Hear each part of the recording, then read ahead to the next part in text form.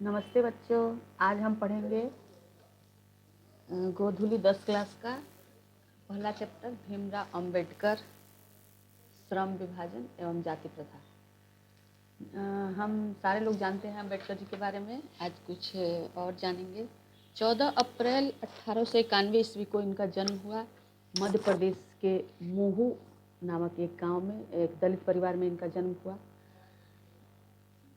बड़े ही तेज बुद्धि के, तीक्ष्ण बुद्धि के और मेधावी छात्र रहेंगे, प्रतिभा के धनवान।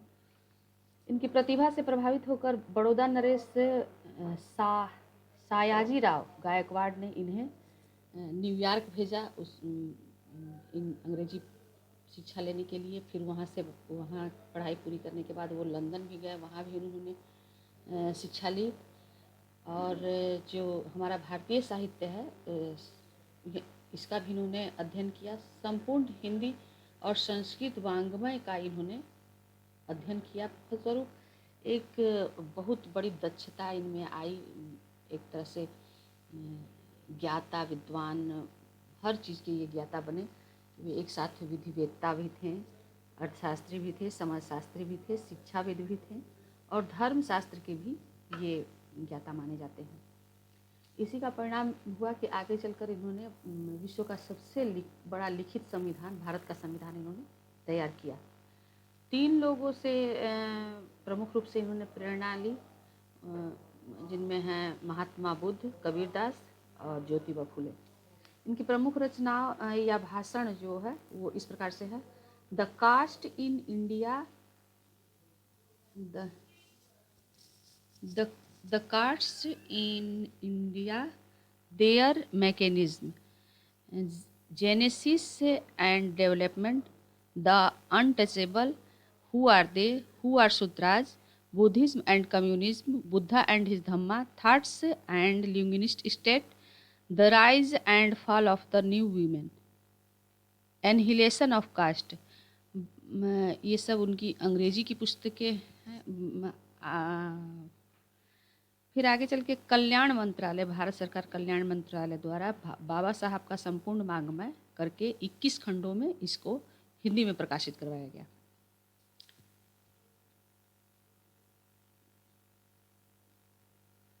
इक्कीस खंडों में संपूर्ण बाबा साहब अम्बेडकर का संपूर्ण वाङ्मय के नाम से 21 खंडों में प्रकाशित किया गया भारत सरकार के कल्याण मंत्रालय द्वारा, जो ये हिंदी में था। आगे जो हमने बोला है वो इंग्लिश में उनकी पुस्तकें थी सब, और उसमें कुछ भाषण भी थे। यहाँ जो प्रस्तुत पाठ जो है वो उन्होंने एक भाषण के रूप में इस पाठ को तैयार किया था, और भाषण उसका शीर्षक दिया था एनिहिलेशन ऑफ कास्ट। ये भाषण इन्होंने लाहौर के एक वार्षिक सम्मेलन में देने के लिए तैयार किया था, किंतु आयोजकों, जो उन्होंने उस सम्मेलन को आयोजन किया था, उसमें सहमति नहीं बन पाई और उन्होंने इस भाषण को वहाँ नहीं दिया। बाद में चल के ललई सिंह यादव ने इसका हिंदी में अनुवाद किया और उसको शीर्षक दिया जाति भेद का उच्छेद। जाति भेद के उच्छेद के नाम से ललई सिंह यादव ने उनके इस भाषण का हिंदी में अनुवाद किया। अब हम लोग पाठ पे आएंगे, श्रम विभाजन और जाति प्रथा। जातिवाद के जो समर्थक हैं, जो चाहते हैं कि समाज में जाति प्रथा बनी रहे, उनका ये कहना है कि जाति प्रथा इसलिए होना चाहिए क्योंकि इससे श्रम विभाजन में कार्यकुशलता आती है। कार्यकुशलता और श्रम विभाजन को वे लोग आवश्यक मानते हैं, जाति व्यवस्था का दूसरा रूप ही मानते हैं। अगर हम देखें तो प्राचीन काल में आर्यों ने समाज को 4 वर्गों में बांटा। ब्राह्मण जो शिक्षा देते थे, क्षत्रिय जो देश के लिए रक्षा करते थे, देश की, समाज की रक्षा करते थे, और वैश्य जो व्यापार करते थे, और शूद्र जो इन तीनों जातियों की सेवा करते थे। पहले तो ये कर्म के आधार पर आधारित था, जो जैसा कर्म किया वो वैसे उसको उस वर्ण में उसे माना जाता था। किंतु आगे चल के इसको जन्म के आधार पर मान लिया गया, और वही जन्म के आधार पर मानना ही व्यापारी का अगर बच्चा है, उसका वंशज है तो वो व्यापार ही करेगा। ब्राह्मण का है तो वो शिक्षा ही देगा। इस तरह से एक तरह से जो वर्णों का विभाजन था वो जन्म के आधार पर हो गया, जो कि आगे चल के जाति का रूप ले लिया। तो यहाँ पे लेखक ने इस बात को इसलिए गलत माना है कि भारत में जाति प्रथा का जो विशेषता है वो श्रम के साथ साथ श्रमिकों का भी विभाजन करता है, और श्रमिक का विभाजन ही नहीं करता बल्कि श्रमिकों को एक दूसरे से ऊंचा नीचा भी करार देता है, जो संसार के किसी अन्य समाज में नहीं देखने को मिलता है। इस तरह की ऊंच नीच करार देना एक तरह का अस्वाभाविक विभाजन था, जो संसार के अन्य देशों में हम नहीं देखते हैं, और एक तरह से ये जाति प्रथा की सबसे बड़ी विशेषता रही या कमी रही।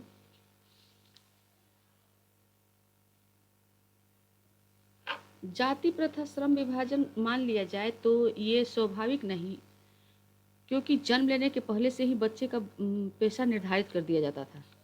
व्यक्ति की कार्यकुशलता, उसकी क्षमता, उसकी इच्छा, ये सब बिल्कुल इस बात पे विचार किए बिना ही माता पिता की सामाजिक स्थिति और आर्थिक स्थिति के अनुसार ही बच्चे का पेशा निर्धारित कर, उसके जन्म के पहले ही उसका पेशा निर्धारित कर दिया जाता था। अर्थात ये कि अगर व्यापारी का बेटा है तो व्यापार ही करेगा, अगर ब्राह्मण का बेटा है तो वो शिक्षा ही देगा, और शूद्र का बेटा है तो वो शूद्र का ही काम करेगा। इस तरह से जन्म के पहले ही उसका पेशा निर्धारित कर दिया जाता था।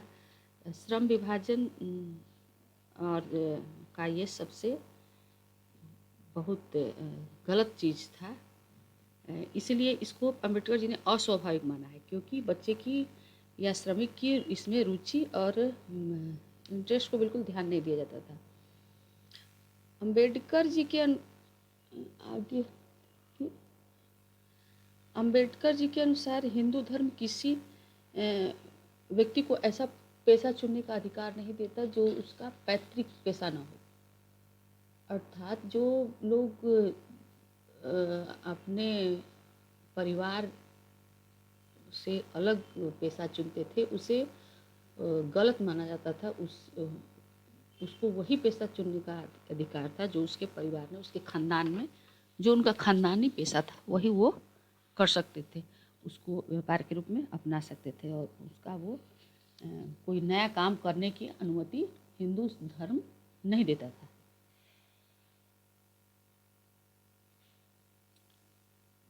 अम्बेडकर जी ने जाति प्रथा के जो दोष गिनाए हैं उनमें इस प्रकार से हम देख सकते हैं। मनुष्य की व्यक्तिगत रुचि का स्थान इसमें नहीं होता था। दूसरा है कि स्वेच्छा से अपने रोजगार का चुनाव श्रमिक नहीं कर सकते थे, और समय पड़ने पर या मौका मिलने पर वे अपनी आजीविका को बदल भी नहीं सकते थे। जो कर रहे हैं वही करना उनकी मजबूरी थी। सामाजिक व्यवस्था इस तरह से थी, उसे वही काम करना पड़ता था जो उसके लिए अरुचिकर था, वो मजबूरी में काम करता था।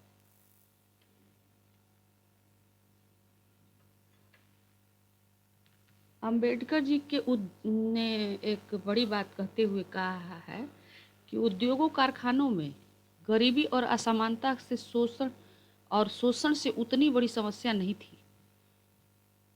उद्योगों या कारखानों में गरीबी, असमानता और शोषण उतनी बड़ी समस्या नहीं थी जितना कि उसका यह निर्धारण कार्य उसका श्रमिकों का कार्यों के प्रति अरुचि होना, यह सबसे बड़ी समस्या थी। गरीबी, इनको अम्बेडकर जी ने गरीबी, असमानता और पीड़न से भी बड़ी समस्या माना है, जो श्रमिकों के लिए अरुचिकर थी। जो वहाँ काम करते थे वो उसमें उनकी रुचि नहीं थी, जिसे वे मजबूरी में या व्यवस्थापूर्ण वातावरण में करते थे। हम जानते हैं और हम सभी लोग जानते हैं कि जिस काम में हमें रुचि नहीं होती है उसमें हमें दक्षता प्राप्त नहीं होती, उसको हम मन लगा के नहीं करते हैं तो हम उसमें आगे प्रगति नहीं कर पाते हैं उस काम में। वो मजबूरी में जो कार्य किया जाता है उसमें किसी को भी आमतौर पर दक्षता प्राप्त नहीं होती। उसी तरह वही बात कारखाना के मजदूरों में भी थी, उसे उस काम में दक्षता प्राप्त नहीं होती थी, जिससे वे अपनी आर्थिक स्थिति को भी सुधार नहीं पाते थे।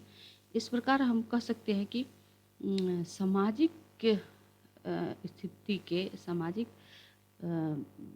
एक स्थिति के साथ साथ आर्थिक पहलू भी जो जाति प्रथा का था वो हानिकारक था। वो हमें आर्थिक रूप से भी गरीब को और गरीब बना रहा था, क्योंकि जो काम को निर्धारित होता था परिवार के और माता पिता की आर्थिक सामाजिक स्थिति के अनुसार, तो उसमें बच्चे का इंटरेस्ट नहीं होता था या श्रमिक का इंटरेस्ट नहीं होता था, जिससे वो उसमें आगे चल के अच्छा काम नहीं कर पाते थे, जिससे उनकी आर्थिक स्थिति सुधर नहीं पाती थी।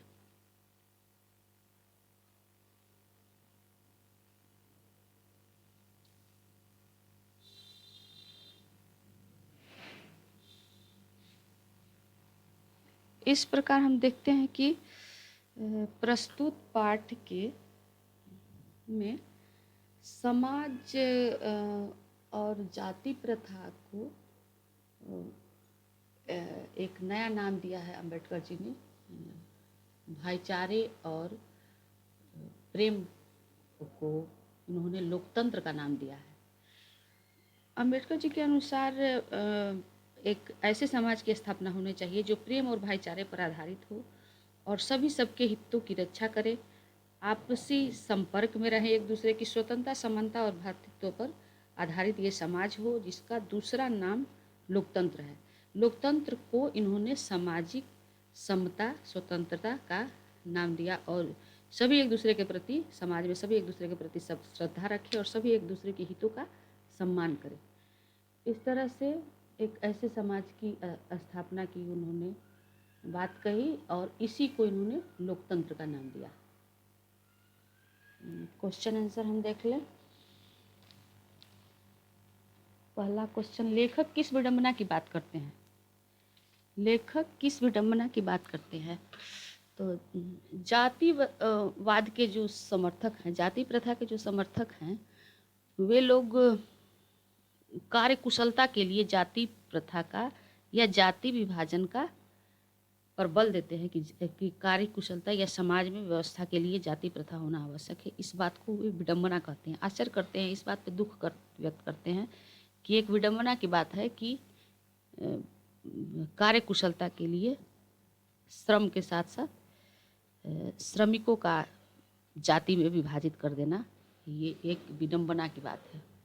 लेखक के अनुसार दूसरा क्वेश्चन है, जातिवाद के पोषक उसके पक्ष में क्या तर्क देते हैं?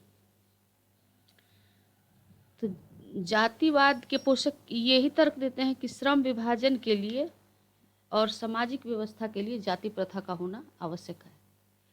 श्रम सामाजिक व्यवस्था और एक लगातार परंपरागत जो चीज़ें चली आई हैं उसको निभाने के लिए जाति प्रथा आवश्यक है। तीसरा क्वेश्चन है, जातिवाद के पक्ष में दिए गए तर्कों पर लेखक की प्रमुख आपत्तियां क्या है?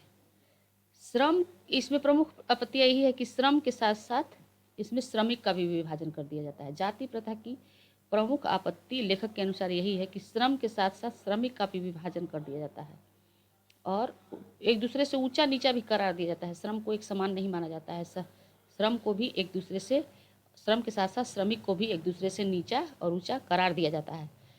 दूसरा, रुचि के अनुसार काम चुनने की स्वतंत्रता भी इसमें नहीं होती है, जिससे वे लोग व्यवस्थापूर्ण वातावरण में काम करते हैं और अपना पेशा बदलने का भी इन्हें अधिकार नहीं होता है। चौथा क्वेश्चन, जाति भारतीय समाज में श्रम विभाजन का स्वाभाविक रूप क्यों नहीं कही जा सकती? क्योंकि यह श्रमिकों में भेदभाव, ऊंच नीच की व्यवस्था करती है। श्रम का विभाजन ही नहीं होता, ये इसलिए स्वाभाविक नहीं कही जा सकती क्योंकि श्रम का ही विभाजन नहीं होता, श्रमिकों का ही विभाजन हो जाता है और साथ में श्रमिकों को ऊंचा और नीचा करार भी दिया जाता है। ये इसलिए लेखक ने इसे अस्वाभाविक माना है। पांचवा क्वेश्चन है, जाति प्रथा भारत में बेरोजगारी का प्रमुख और प्रत्यक्ष कारण कैसे बनी हुई है? तो इसलिए ये कारण बनी हुई है क्योंकि लोग जो श्रमिक है वो अपने मन से पेशा चुनाव करने का इन्हें अधिकार नहीं होता, अपनी इंटरेस्ट के अनुसार, अपनी रुचि के अनुसार अपनी इच्छा के अनुसार ये अपना पेशा नहीं चुन सकते। अपने पेशा का चुनाव कर इनके माता पिता का आर्थिक और सामाजिक स्तर इसके पेशा का चुनाव करता है, जिसके कारण वो उसमें दक्षता प्राप्त करके अपनी आर्थिक स्थिति में सुधार नहीं ला सकते हैं। यह एक बेरोजगारी का प्रमुख कारण है, प्रत्यक्ष कारण है। छठवां, लेखक आज के उद्योगों में गरीबी और उत्पीड़न से भी बड़ी समस्या किसे माना है और क्यों? तो लेखक ने गरीबी और उत्पीड़न जो कारखानों में होती है, भेदभाव, उससे भी बड़ी समस्या इस बात को माना है कि श्रमिकों का जो वो श्रम करते हैं, जो उनकी पेशा है, जो उनका रोजगार है, उसके प्रति उनकी अरुचि का होना, उनको उसमें इंटरेस्ट नहीं होता है। वो एक मजबूरी में व्यवस्थापूर्ण वातावरण में उस कार्य को करते हैं। लेखक ने इसी को गरीबी और उत्पीड़न से भी बड़ी समस्या माना है। सातवां, लेखक ने पाठ में किस प्रमुख पहलुओं से जाति प्रथा को एक हानिकारक प्रथा के रूप में दिखाया है? तो जाति प्रथा को इसलिए हानिकारक माना है क्योंकि माता पिता द्वारा पेशा का चुनाव होता है।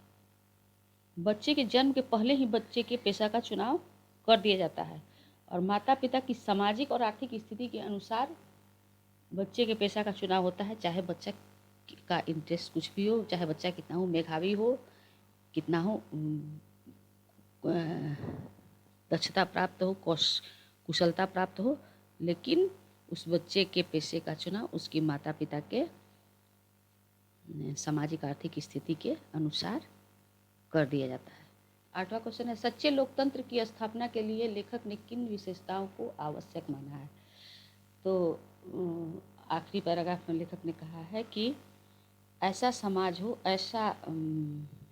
हो जहाँ सभी एक दूसरे का सम्मान करें, सब एक दूसरे से संपर्क रखें, सभी एक दूसरे के हितों की रक्षा करें और आपस में भाईचारे का और प्रेम का व्यवहार रखें।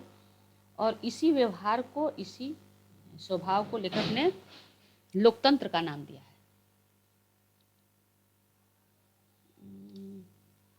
पहला क्वेश्चन, पाठ भाषा की बात। पाठ से संयुक्त और सरल वाक्य को चुने। तो आप वीडियो रोक के पूरा पढ़ लीजिएगा और उससे सरल वाक्य और मिश्र वाक्य को आप लोग और संयुक्त वाक्य को भी चुनिएगा। इसे होमवर्क समझ के करिए और निम्नलिखित में से विलोम शब्द लिखें। दूसरा जो है, तो विलोम शब्द हो गया सभ्य का असभ्य, विभाजन का संग हो जाएगा या एक करना, निश्चय का अनिश्चय, उच्च का नीच, स्वतंत्रता का परतंत्रता, दोष का गुण, और सजग का होगा असावधान, रक्षा का विनाश, पूर्व निर्धारण का पश्च निर्धारण। पूर्व निर्धारण जो पहले से कोई बात निर्धारित किया गया हो, और पश्च निर्धारण जो घटना होने के बाद निर्धारित किया जाता है उसको पश्च निर्धारण, पूर्व का पश्च हो जाता है विलोम में। पाठ में विशेषण चुनें तथा उनके स्वतंत्र वाक्य का प्रयोग करें। तो उसमें आप लोग पूरा पढ़ के और चुनिएगा विशेषण, उसका वाक्य में प्रयोग करिएगा। चौथा, पर्यायवाची शब्द लिखें। तो दूषित का पर्यायवाची होगा गंदा, श्रमिक का होगा मजदूर या पेशावर, मजदूर ही होगा। पेशा का होगा रोजगार, अकस्मात का होगा अचानक, अनुमति का होगा आज्ञा, अवसर का होगा मौका मिलना, परिवर्तन का बदलाव, और सम्मान का इज्जत देना किसी की। इस प्रकार से आप लोग इसको एक दो बार पढ़िए और हिंदी को बहुत आसान, बहुत इंटरेस्टिंग चीज़ है। इसको पढ़िए, अच्छा नंबर ही नहीं लाइए बल्कि इसमें आगे चल के इसको एक विषय के रूप में भी अपनाइए। धन्यवाद।